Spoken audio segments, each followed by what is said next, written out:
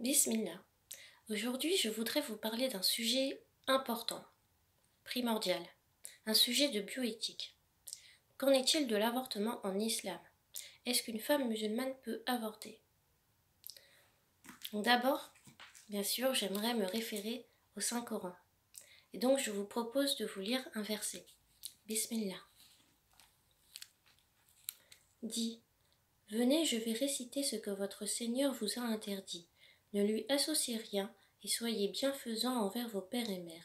Ne tuez pas vos enfants pour cause de pauvreté. Nous vous nourrissons tout comme eux. N'approchez pas des turpitudes ouvertement ou en cachette. Ne tuez qu'en toute justice la vie qu'Allah a fait sacrée. Voilà ce qu'Allah vous a recommandé de faire. Peut-être comprendrez-vous.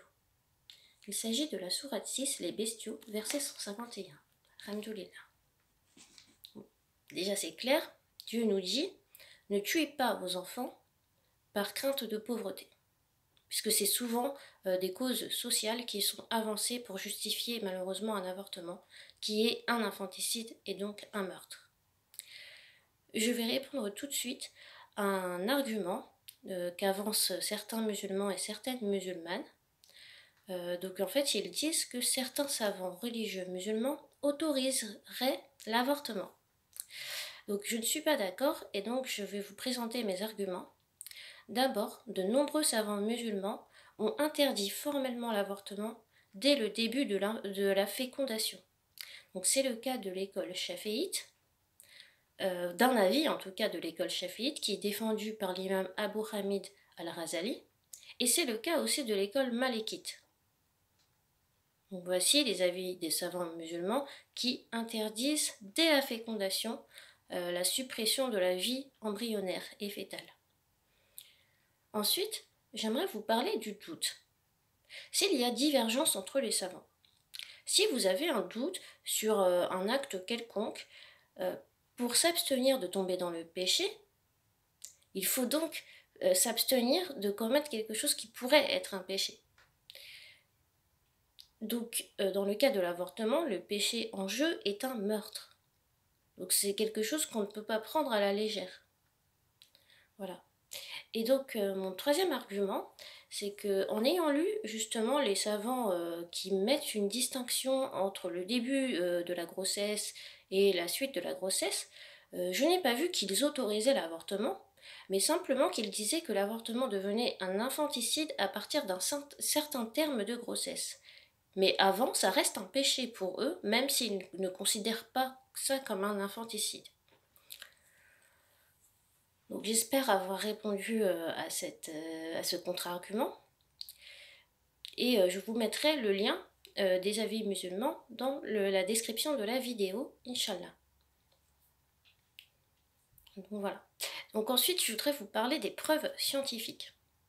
Puisque, en effet, il s'agit de biologie, d'embryologie, donc on ne peut pas traiter de cette question sans se référer à la science, et qui est d'ailleurs la création de Dieu. Donc je vous propose de vous lire un paragraphe que j'ai écrit sur la question dès le début de mon engagement contre l'avortement en 2018. Donc bismillah. Il est prouvé, scientifiquement, que la cellule œuf, l'embryon et le fœtus sont des êtres humains. Dès la fécondation de l'ovule par un spermatozoïde, une nouvelle vie apparaît. L'embryon, de même que la cellule œuf, est un organisme vivant, parce que la cellule est une caractéristique propre aux êtres vivants. L'embryon a la capacité de se développer. Ces cellules prolifèrent de manière organisée. Il influe sur le corps de sa mère, le premier signe étant évidemment l'aménorrhée, c'est-à-dire l'absence de règles.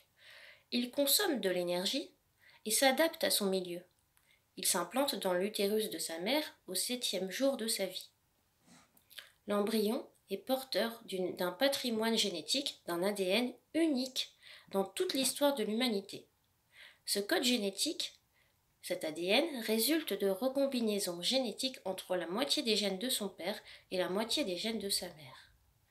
Il y avait des milliards de vies possibles.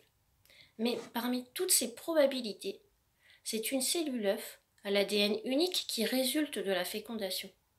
Cet ADN est différent de celui de sa mère. Il ne s'agit donc pas d'une cellule du corps de la mère, mais bel et bien d'une vie humaine à part entière.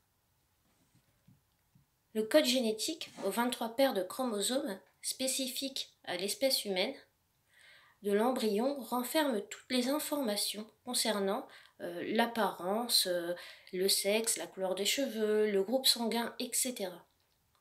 L'embryon est un être vivant qui appartient à l'espèce humaine. C'est donc un être humain. Donc voilà pour la partie scientifique. Puisque mon but, c'est aussi d'avoir un aspect multidisciplinaire pour chaque question. Et d'ailleurs, pour terminer pour l'aspect scientifique, c'est incontestable, puisque même en classe de SVT, en troisième, donc SVT, Sciences et Vie de la Terre, on nous le dit.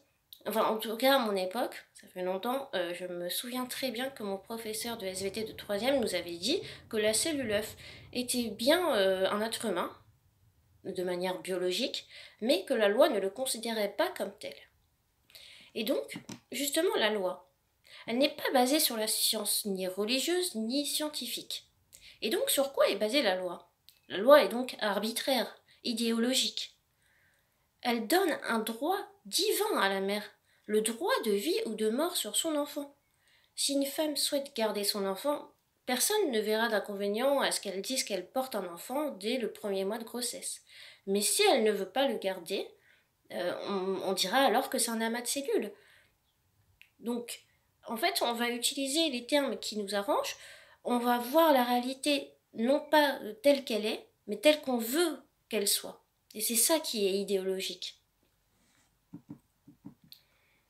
Donc voilà, les faux arguments pour déshumaniser l'être humain, enfin pour déshumaniser l'embryon humain, sur la maturation des organes notamment, ne tiennent pas la route scientifiquement. Puisque s'il faut avoir des organes matures pour être un être humain, j'aimerais souligner le fait que le cerveau humain n'arrive à sa maturité qu'à 25 ans. Ce qui voudrait dire qu'avant l'âge de 25 ans, si on se base sur cette logique, personne ne serait humain parce que personne n'a de cerveau complètement mature avant l'âge de 25 ans. Donc voilà. Et ensuite, je voudrais quand même avoir une pensée pour celles qui malheureusement ont avorté, pour qui c'est trop tard, qui ont fait ce péché, cette turpitude, mais qui ne peuvent plus revenir en arrière. Bien sûr, on sait que la seule chose qui reste à faire, c'est de se repentir sincèrement, de ne plus jamais, mais jamais recommencer. Et aussi d'avoir l'espoir, car voir la vérité, c'est aussi voir l'immense miséricorde de Dieu. Certes, l'avortement est un meurtre, mais quel péché aussi grand soit-il, Dieu ne peut-il pas nous pardonner? Et il n'y a que le mécréant qui désespère de la miséricorde de son Seigneur. Donc, mon but n'est pas du tout de pousser au désespoir, mais au contraire d'éveiller les consciences. Et d'ailleurs, j'aimerais qu'il y ait des femmes qui soient enceintes, qui doutent. Enfin, non, je n'aimerais pas qu'elles doutent, mais si elles doutent, j'aimerais qu'elles tombent sur cette vidéo ou qu'elles tombent sur des informations similaires et qu'elles ne soient pas entourées de personnes qui lui mettent la pression, qui utilisent de faux arguments contre-vérité pour la pousser à avorter. Car il n'y a pas de retour. Malheureusement, c'est inéluctable, bien sûr. Donc justement, j'aimerais vous parler des solutions. Donc il existe des aides, des démarches. Je vous mettrai le site en lien dans la description de la vidéo, Inch'Allah. Donc il y a des solutions, il y a des foyers, il y a toujours des solutions. Et d'ailleurs, Dieu nous l'a dit, ne tuez pas vos enfants par cause de pauvreté. C'est nous qui vous nourrissons. Donc voilà, j'espère que cette vidéo vous a semblé utile. En tout cas, n'hésitez pas à liker, à commenter, à partager. Voilà, je vous remercie beaucoup. Je vous souhaite une très bonne journée, un très bon ramadan et un confinement qui se passe le mieux possible. Salam alaikum.